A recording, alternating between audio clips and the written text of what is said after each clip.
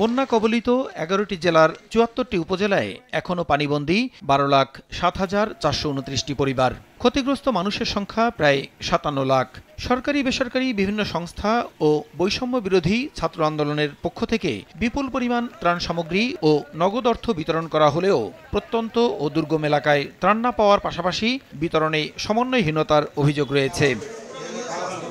এ অবস্থায় দুপুরে সচিবালয়ে যৌথ সংবাদ সম্মেলনে বন্যা পরিস্থিতি ও ত্রাণ কার্যক্রম নিয়ে বিস্তারিত তুলে ধরা হয়। সাধারণ মানুষের দেয়া ত্রাণ সামগ্রী কিভাবে দুর্গত এলাকায় পৌঁছে দেওয়া হচ্ছে এসব তথ্য তুলে ধরেন বৈষম্য বিরোধী ছাত্র আন্দোলনের সমন্বয়ক ও এনজিও প্রতিনিধিরা। বাংলাদেশের মানুষের যে আসলে এক এবং অভিন্ন যে কোনো সংকট নিরসনে তারা যে রাজপথ থেকে শুরু করে সাহায্যের হাত বাড়িয়ে দিতে পারে সেটা কিন্তু আমাদের কাছে খুবই স্পষ্ট।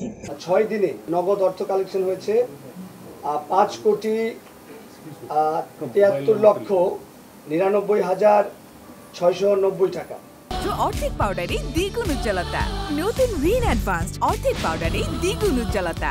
এ সময় সবশেষ বন্যা পরিস্থিতি ও সার্বিক ক্ষয়ক্ষতির তথ্য জানান মন্ত্রণালয়ের অতিরিক্ত সচিব KM আলী রেজা। ক্ষতিগ্রস্ত লোকের সংখ্যা ৫৬,১৯,৩৭৫ জন।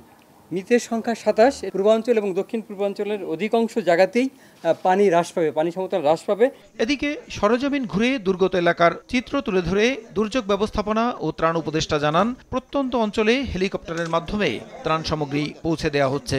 যে স্থান থেকে পানি নেমে যাচ্ছে সেই সমস্ত জায়গায় যাতে ত্রাণ পরিবহনের ব্যবস্থা করা যায় সেই উদ্যোগ গ্রহণ করেছে এবং অনেক ক্ষেত্রে যেখানে আরও দুর্গম এলাকা সেখানে সেনাবাহিনী এবং অন্যান্য বাহিনীরা হেলিকপ্টারের মাধ্যমে ত্রাণ পৌঁছাচ্ছে। বন্যা কবলিত প্রতিটি এলাকার ক্ষতিগ্রস্ত মানুষের জন্য পর্যাপ্ত ত্রাণ সামগ্রী মজুদ থাকার কথাও জানায় মন্ত্রণালয়। প্রসূন আশিস, সময় সংবাদ, ঢাকা।